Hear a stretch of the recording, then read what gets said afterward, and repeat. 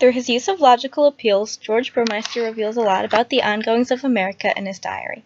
One current event he mentions regards the new state of Kansas.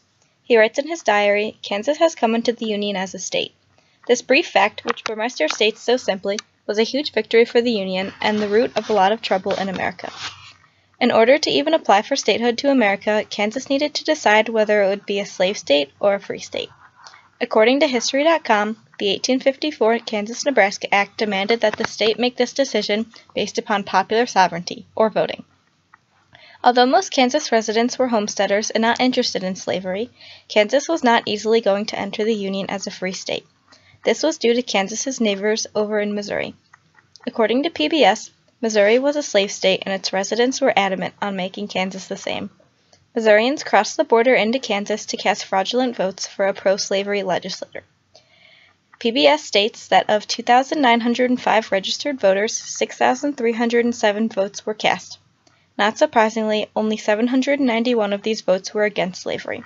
By popular vote, a pro-slavery government took control of Kansas. This government set up what residents call bogus laws that include punishment for speaking out against slaveholding and a death sentence for those who assisted fugitive slaves. Anti-slavery residents set up a second government in Kansas to attempt to combat the official pro-slavery government. This act caused many violent uproars within Kansas. According to PBS, on May 21, 1856, pro-slavery advocates entered the city of Lawrence, Kansas, and burned public buildings, homes, and stores. PBS explains that anti-slavery activist John Brown then led an attack on Pottawatomie Creek in response to the burning of Lawrence.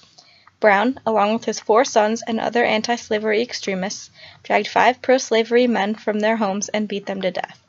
This outbreak of violence continued throughout Kansas, and 55 people had died before the new territorial governor, John W. Geary, restored order in 1856.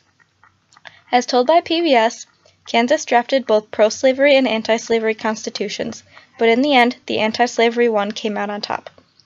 Kansas applied to the Union with their anti-slavery constitution, but was left in limbo because of pro-slavery forces in Congress. When states began seceding in late 1860 and early 1861, Congress finally approved Kansas for entry into the Union as a free state on January 26, 1861, just a few weeks before Burmeister wrote this document. This entry was a large blow for the South and added to their ever-growing anger. Americans, including Burmeister, were left with no choice but to worry as the South's anger, worsened by Kansas's free entry into the Union, added to the inevitable break of the United States of America.